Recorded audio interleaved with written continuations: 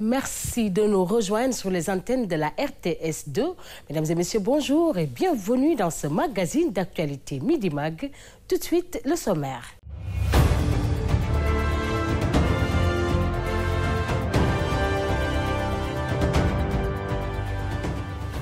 La carte sanitaire de la région de Matam compte une centaine de postes de santé, dont celui de Worosidi, une commune du département de Kanel à une trentaine de kilomètres de Worosogi.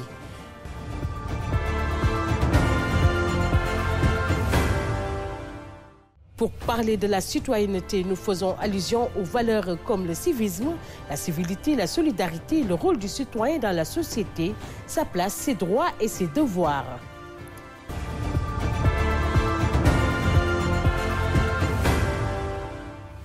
Sport pour terminer, finale de la Coupe du Sénégal ce samedi. Le Casa Sport va rencontrer Djambar de Sali. Le club de Ziguinchor prépare activement sa finale et l'heure est au dernier réglage.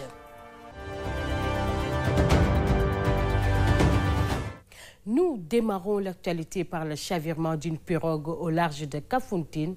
Une pirogue chargée de supporters de football de Navétane a chaviré aujourd'hui vers 6 h du matin au niveau du village insulaire de Kafountine. Cette pirogue en provenance de Kouba s'est accidentée, faisant état de 2 morts et 7 blessés. Les blessés sont à l'hôpital de Kafountine. Je rappelle que l'équipe devrait jouer sa demi-finale à Kafountine. Nous présentons nos sincères condoléances aux familles éplorées.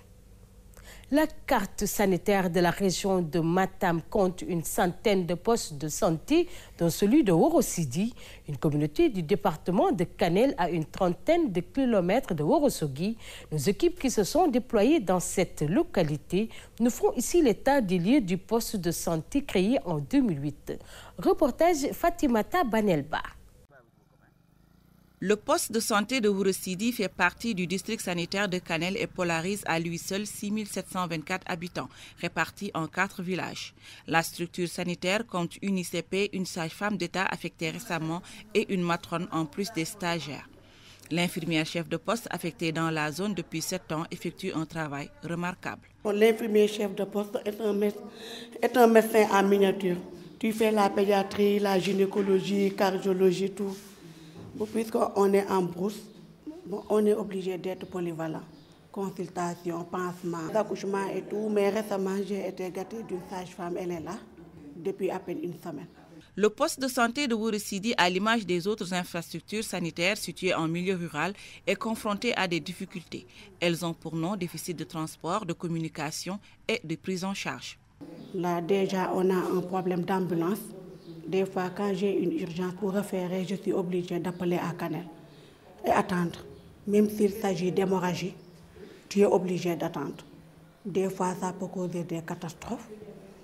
Et puis, il y a un problème aussi qui me tient à cœur. Ici, on est dans un milieu dont 90% des femmes sont des analphabètes. De ce fait, pour qu'elles puissent comprendre certaines choses et respecter les rendez-vous, c'est pénible. Tu expliques. Bon, des fois, il y a le non-respect des CPN.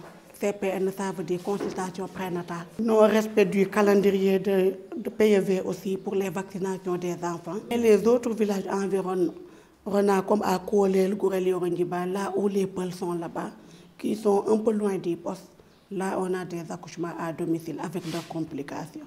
Vu le rôle important que joue le poste de santé dans la prise en charge des malades, les immigrés de la localité ont démarré son extension. Ce bâtiment annexe pourra pallier l'exiguïté du poste de santé.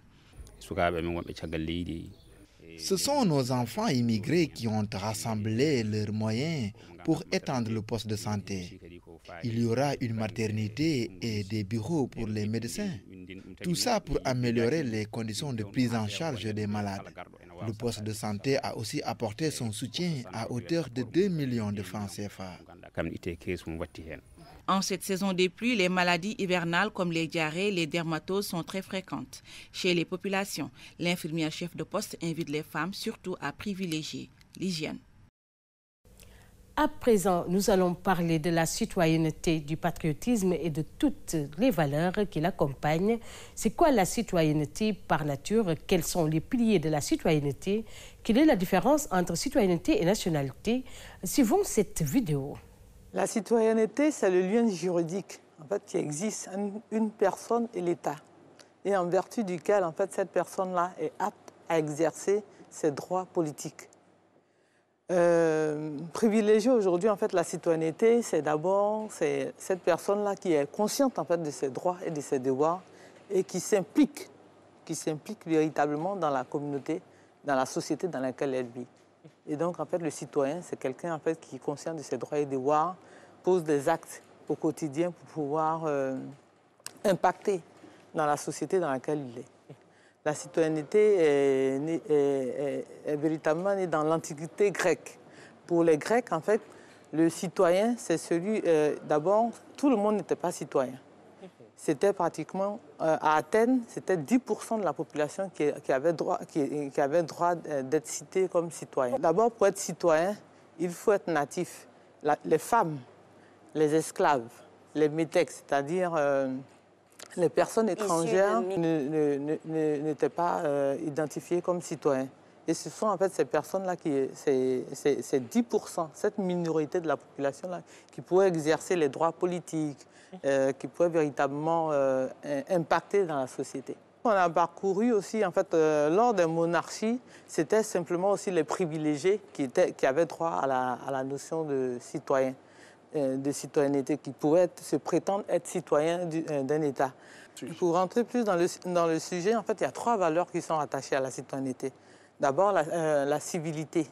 La notion de civilité, la civilité renvoie aux questions de bienséance, voilà, de bienveillance, mais aussi de mœurs, de respect de mœurs concernant une communauté.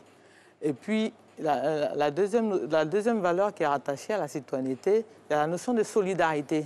Parce qu'en fait, en tant qu'individu, nous ne devons pas être sectaires. Nous devons en fait participer, prendre véritablement une part active dans la société dans laquelle nous vivons.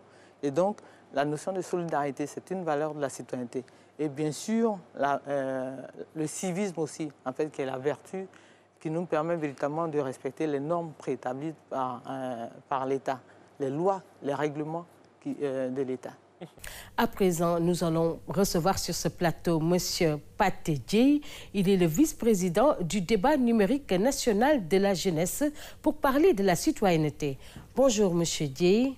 Bonjour et merci de m'avoir reçu. Merci d'avoir accepté notre invitation. C'est moi qui vous remercie.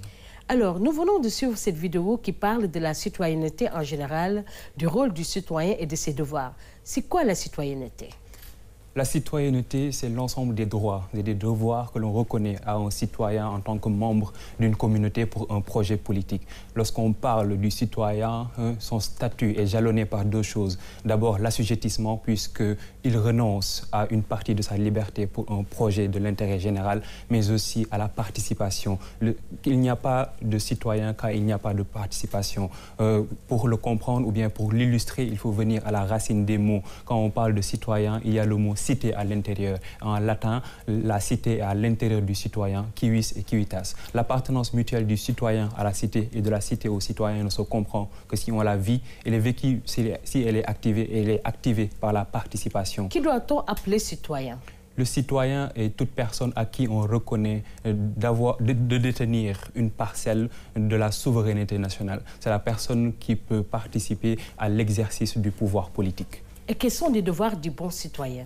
Les devoirs du bon citoyen, comme on l'a souligné tout à l'heure, c'est de participer à la vie de la cité, de ne pas opter pour l'indifférence et de participer activement à la vie de la cité. Mais parmi les devoirs du citoyen, il y a au-delà du fait de pouvoir voter et de pouvoir se présenter à un poste électoral, il y a le fait de porter assistance à un individu. Et ça, c'est quelque chose que les personnes qui vont assister à un accident et de préférer utiliser leur smartphone au lieu de porter assistance doivent entendre. C'est le respect des institutions, c'est le respect aussi de la loi et qui est considéré comme le premier devoir du citoyen. On parle en général de citoyenneté et nationalité. Quelle est leur différence? Voilà, il y a une différence fondamentale à souligner entre ces deux mots, puisque la nationalité, c'est l'appartenance juridique à un État. Donc c'est le lien juridique d'un individu à un État bien déterminé, alors que la citoyenneté, c'est le fait de pouvoir jouir pleinement de ses droits dans un État de droit. Alors, quelle est la part du civisme dans la citoyenneté? Alors, lorsqu'on parle de civisme, on s'inscrit dans une forme de continuité à la citoyenneté parce que le civisme, c'est la vertu du citoyen, c'est l'amour du bien public. La civilité dans cette citoyenneté, quelle est sa place? La civilité, elle est très différente du civisme, puisque la civilité, c'est une qualité dans la vie sociale, c'est une politesse commune qui concerne particulièrement les relations interindividuelles. Donc, mais le civisme va plus loin que cela, puisque le civisme, c'est l'amour de la chose publique, c'est, on va dire, la vertu du citoyen. Donc, lorsqu'on parle de civisme, on va plus loin que la civilité, parce que ça touche plus la morale, plus que la politesse, ça touche plus la collectivité plutôt que l'individu, et ça interpelle au niveau des devoirs plutôt que les bonnes manières. En général, on parle des contraintes par rapport au respect de la citoyenneté. Quelles sont en général ces contraintes?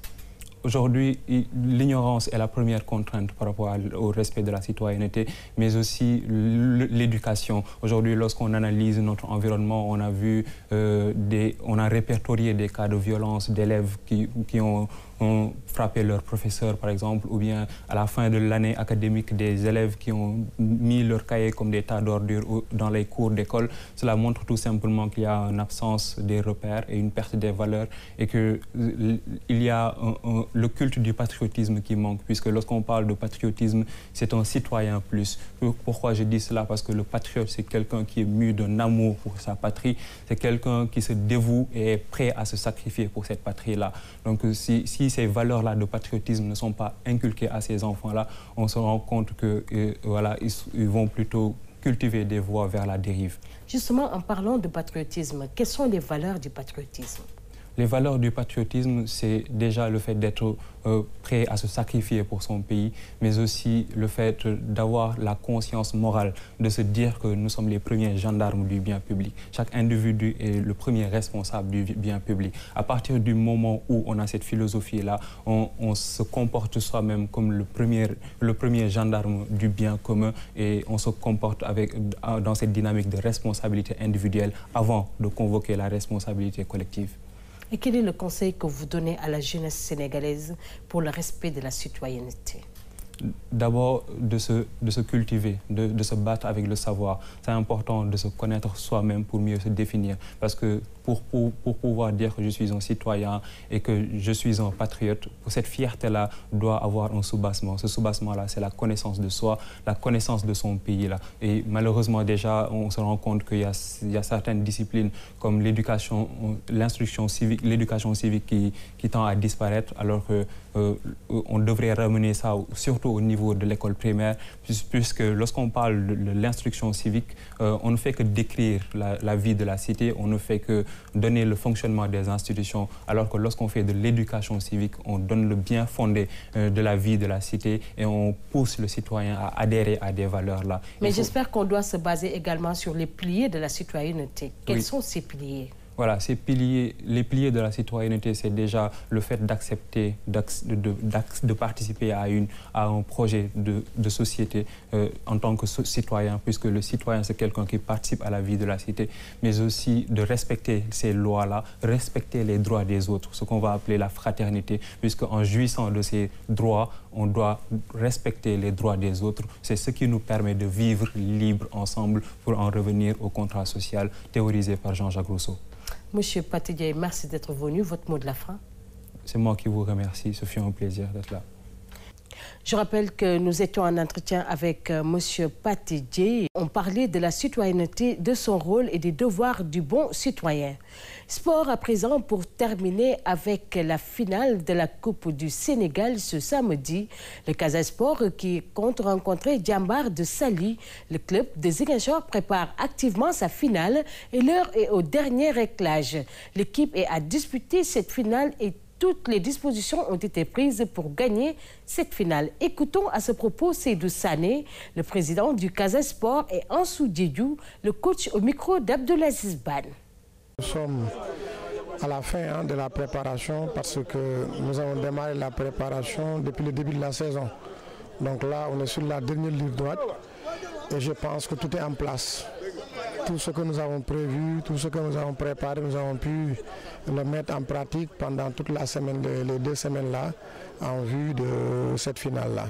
Jusqu'à la dernière minute, pour le coup d'envoi, il y aura toujours des choses à préparer parce que la préparation ne finit jamais. Mais nous espérons que nous avons presque fait les 90 ou 95% de la préparation, mais ça continue jusqu'au premier coup de sifflet pour le démarrage du match. C'est le maître mot parce que pour nous, il est impensable de jouer la finale-là et la perdre. Donc dans notre tête, c'est pour aller jouer et gagner cette finale-là. Et pour information, je n'ai jamais perdu une finale. Donc, je pense que je vais là-bas pour gagner cette finale-là pour la population de la Casamance. Et je pense que les joueurs sont prêts et ils sont dans cette dynamique-là. Je peux assurer que tout est fin prêt au plan administratif et j'ose aussi croire qu'au plan technique aussi tout est fin prêt. Les joueurs au niveau de la pharmacie sont à point. Donc je pense que tout ira bien parce que nous avons les atouts de notre côté. Nous avons les autorités administratives qui viennent de quitter et qui ont suivi avec nous les derniers entraînements du Casa Sport. Nous sommes donc confiants et nous pensons que nous allons aller au-delà de ce que nous avons comme force pour gagner cette coupe au bénéfice des populations de Ziguinchor, Inch'Allah. Voilà qui met fin à ce magazine d'actualité Midi Mag. Nous vous donnons rendez-vous la semaine prochaine, Inch'Allah. D'ici là, restez connectés sur les antennes de la RTS2. Au revoir.